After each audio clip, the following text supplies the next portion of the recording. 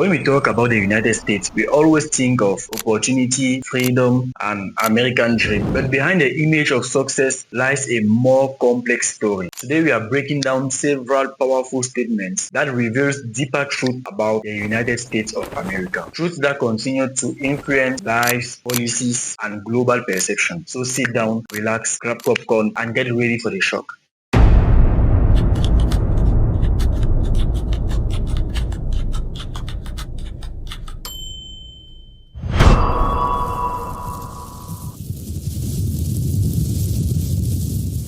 Let's begin with historical events that many Americans were not taught for decades. In the early 19th, the Greenwood district of Tulsa in Oklahoma, known as the Black Wall Street, was one of the richest communities in the world and even one of the richest communities in America. Black doctors, pilots, lawyers, entrepreneurs, and business owners built a prosperous neighborhood during a time where segregation tried to limit black success. But in 1921, this success became a threat to the white population of Tulsa, so they decided to launch a genocide. A violent white mob helped by police, armed group, and even private planes dropping incendiary materials destroyed the entire community. Homes were burned, stores were looted, families were killed, an estimated of 100 to 300 black Americans lost their lives. The message was clear. Black economic independence was seen as a danger to white supremacy. The massacre didn't just destroy buildings, it erased generational wealth that could have transformed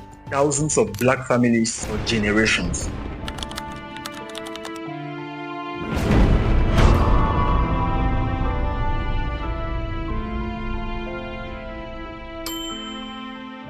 Moving from historical violence to modern public health, suicides in the United States have reached a very high level. According to the Centers of Disease Control and Prevention, over 49,000 people died by suicide in 2023. The age-adjusted suicide rate has fluctuated over the years. For example, in 2023, it was about 14 per 100,000 people. In 2022, the rate reached 14.2 per 1,000 people, which was the highest since 1941. The number of suicides tends to be disproportionately higher among certain demographic groups. For example, men have more suicide rates than women. Suicide is a major health public issue. The CDC emphasizes that it is preventable, but it requires a broad approach. Individual mental health, relationships, community and social conditions all matter. Here's a fun fact about the suicide rates in the United States. One of the common groups that commits the most suicides are veterans. It's even said that in 2024, there were more veterans that died from suicides than the number of Americans that died in the war front.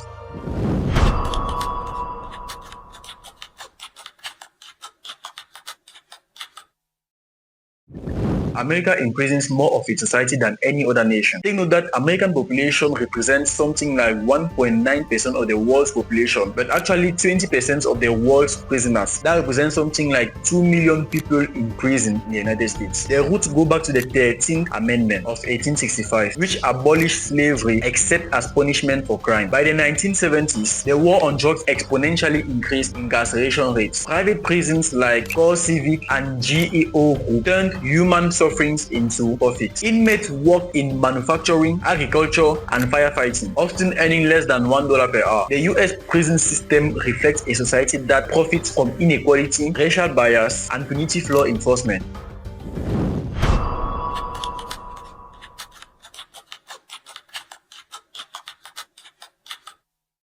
Now, have you ever heard about Ted Bundy, Jeffrey Dahmer, or John Wayne? Yes, if you have ever heard about them, that means you know already what is the next point. Actually, we are talking here about serial killers. The United States is the country with the most serial killers in the whole world. Whether through films, whether through movies, documentaries, whether through historical studies, the United States has never crossed a decade without recording less than 5 serial killers. And that pushed us to ask ourselves the question, is the United States of America actually safe? Ted Bundy, for example, was a serial killer that was very charming and manipulative. He was recognized to have killed at least 30 women in the United States. That means that from his birth to his arrestation, he killed not less than 30 people in the United States, across the United States, until he was arrested in 1978 in Florida. He was finally sentenced to death and was executed in January 24, 1980. 1989. What about Jeffrey Dahmer, who was also called the Milwaukee Cannibal, who murdered 17 young men, including sexual assault, dismemberment, and cannibalism? He was captured in July 22, 1991, after one of his victims escaped. He was convicted in 1992 and he got 15 life sentences, but was murdered in prison in 1994. Now about John Wayne, also known as the Killer Clown. He murdered 33 teenage boys. 26 were buried in crawl space. He was finally convicted to death in 1980 and was executed in 1994. And here I only mentioned the serial killers of the 20th century. Until date, there are several murders that are going on in the United States.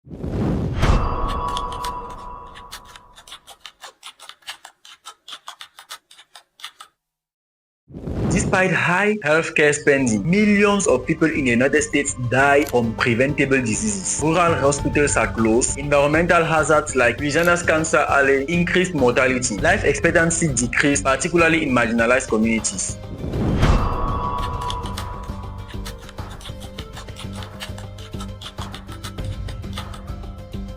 When we think about the United States, one of the things that comes into our mind is drug dealing. Drug trafficking in the United States has reached a very high level. Drugs coming from South America, Europe, Asia, or sometimes Africa are mostly being sold in the United States. At a certain point that the United States have been recorded one of the countries that consumes the most drugs, while they are not even the first producers. During the 2008 financial crisis, billions of cartel dollars entered into the US banking system. UNODC Director Antonio Maria Costa said drug money was the only liquid investment capital available to save collapsing banks. During that crisis, drug money indirectly stabilized the American economy, highlighting contradictions in the so-called war on drugs.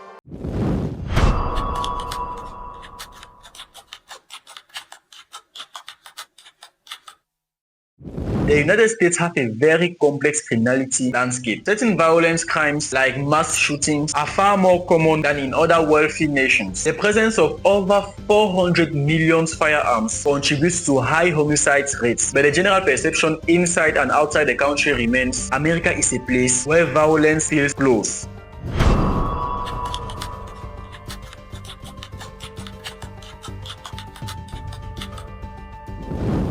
Since 1945, no country has participated in more wars, conflicts, or foreign interventions than the United States of America. Korea, Vietnam, Afghanistan, Iraq, Libya, they have military bases in over 70 countries. This unmatched military presence has shaped global politics. One of the most controversial moments in world history occurred in 2003. The United States accused Iraq under Saddam Hussein of possessing weapons of mass destruction, nuclear weapon, chemical weapon, biological traits. At the United Nations, US officials presented undeniable proof.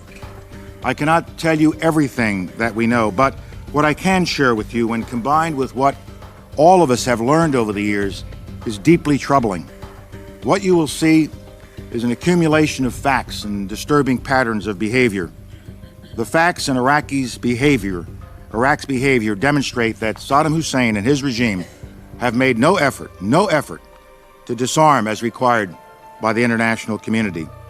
Indeed, the facts and Iraq's behavior show that Saddam Hussein and his regime are concealing their efforts to produce more weapons of mass destruction. Except much of it was false. Years later, investigations confirmed there were no weapons of mass destruction, and everything the US brought to the UN at that time was fabricated. The war generated by those who killed thousands and millions of civilians, destabilized the Middle East, and burdened extremist groups. It was a war built on lies and was justified through manipulation of global institutions like the UN. Throughout the Cold War and beyond, the US intervened in dozens of countries to shape governments in its favor. Iran 1953, Prime Minister overthrown. Chile 1973, US backed coup and installed dictator Pinochet. Guatemala, Congo, Nicaragua, Haiti, Afghanistan, the list is very long. Many interventions were done secretly through the CIA. Others were disguised as defending democracy, even when they replaced elected leaders with dictators. For many nations, American interventions means political instability, sufferings, and decades of chaos. America's power is not only military, it is economic. Through institutions like IMF, the World Bank, developing countries are pressured into policies that favor US corporations. Natural resources, cheap labor, foreign land ownership, economic extraction disguised as development assistance. Many economists call it a new form of colonialism.